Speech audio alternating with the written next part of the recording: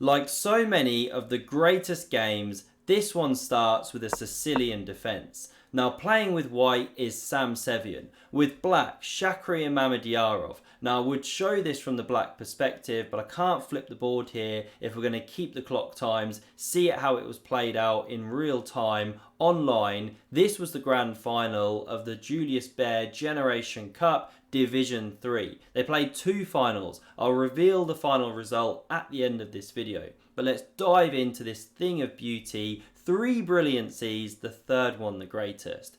So now we see knight f3, e6 from Shak, and the centre is taken. Standard opening moves, all 4 knights developing on the board. Now we see the captures and Sevian takes the space.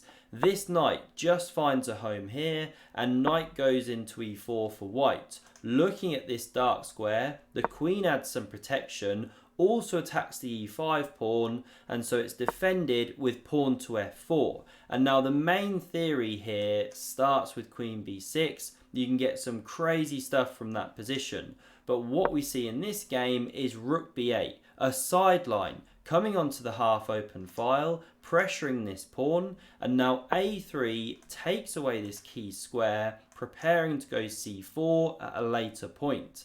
And now f5 played by Shak. Thematic move in this structure, kicking this really well placed knight if you leave the pawn there, and so that's why white captures. En passant means in passing in French. The pawn now recaptures and Sevian goes for this really tempting idea of check, driving the king to the middle and then dropping this one back. Now once you retreat, you can cover this pawn twice because it is attacked by knight and queen, and now you can prepare to just castle your king, attack this black one which is going to be in the centre for ages. So Shak, he goes for counterplay, starts with queen a5 check. We see bishop blocks, the queen nudges back. Why has he lost time? Well, now this pawn is weak since the bishop developed, and Sevian, to his credit, goes for a really ambitious idea here. So he doesn't defend the pawn with rook b1 or go pawn b4, top engine move. He goes rook d1, lining up his rook with the black king, allowing Shak to take, and Shak takes up the gauntlet, takes off this pawn. Now, what is Sevian's idea? Well, he checks from the side of the board. This is his big point. He's now creating this huge attack. And if you defend with the knight, which looks really natural, you've just lost the game in one move. You can see the evaluation bar reacting. How does white win this position? What's the winning combination here? So the way to play is with bishop c3. The retreating moves can be the trickiest to spot because after the queen takes here, you now crash through on f6 with check. The rook's about to drop, that's going to be game over. So this knight is glued to the square, and that's why Shak now blocks with his rook, but it's not taken immediately.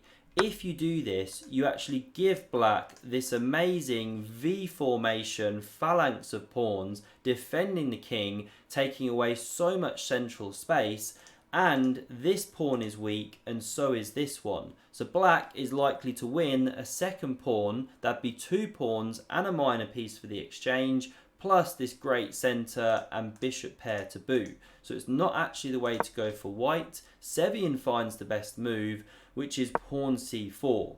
We talked about the fact that that knight cannot be dislodged or you're in a world of pain with bishop c3. So what does Shak do? Well, he carries on developing, and this is his first brilliancy of the game. Bishop takes on a3. So if you run this with the game review feature, it gets the double exclam. It doesn't do in this view, I'm afraid. This isn't the analysis board view.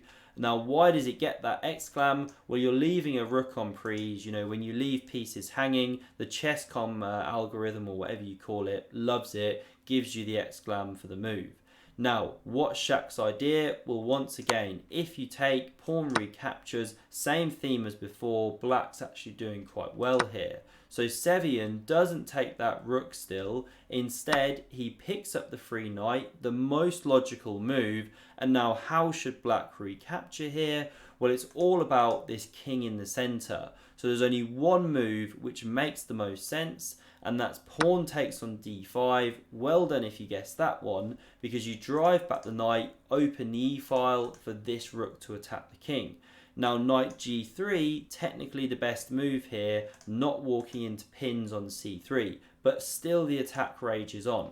But knight c3 played in the game, and now this walks into bishop to b4. Still, you do not want to take here, otherwise you're just toast on the dark squares. d4 now coming even after you defend, and if the rook takes, well, this one drops with check, the rook's dropping, etc. And obviously you have to do something or your knight's about to fall. And any time black wins back that minor piece, well, you're in a world of pain, because then you're 3 pawns down as it is.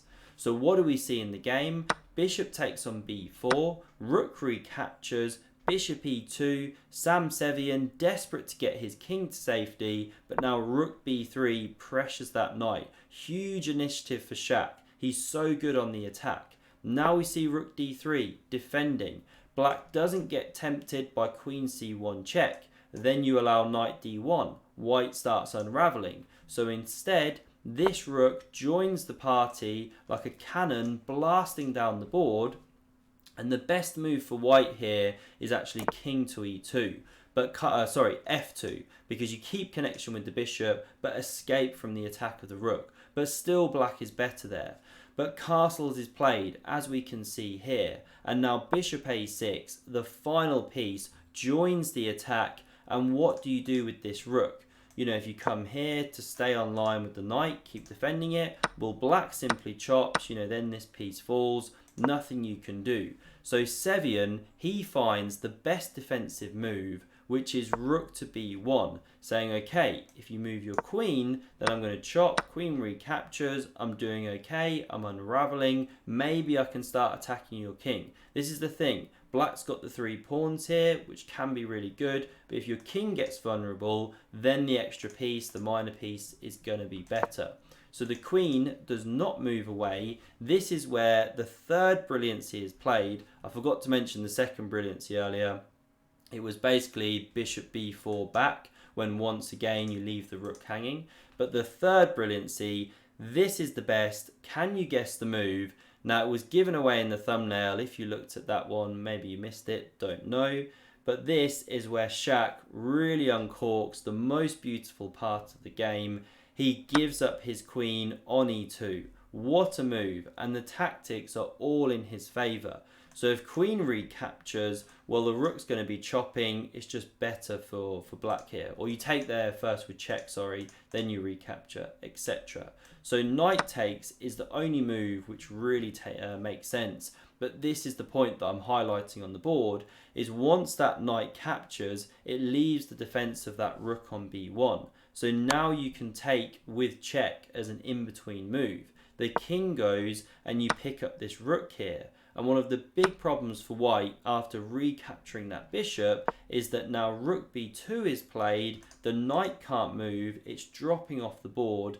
Now say you go queen a6 or something, you know, keep the connection, well, black can just liquidate down, you're 3 pawns ahead, completely lost of course. So that's why Sevian takes off this pawn. Yes, he now ditches his knight for nothing, but he's hoping here for some checks, try and get at that black king, then run one of his pawns. But look at Shak, just doing a mop-up job on those kingside pawns, then covering his own king, and watch how this black rook now centralizes on d5. That d pawn's gonna start running. White trying to run the f pawn. Rook h1, the pawn runs, but check. Watch these rooks work together, the pawn even drops, they're just deadly against the queen in these kind of positions. You know, if the king's not exposed enough and there's no supporting pieces, the king just can't compete. So these checks are played. Excuse me. The king is driven out down the board. all the way down, but these are futile, leading nowhere, all in vain, because soon this pawn is going through. It's a girl, the game's going to be over. This is where we see resignation from Sevian. Of course, it's going to be mate in just a few moves. What a phenomenal, immortal game by Shak Mamedyarov. Now, how did the tournament finish in Division 3? Well, in the end, Sam Sevian actually went on to win it. So congrats to him. He'll be in the Division 2 bracket when the next one of these events kicks off.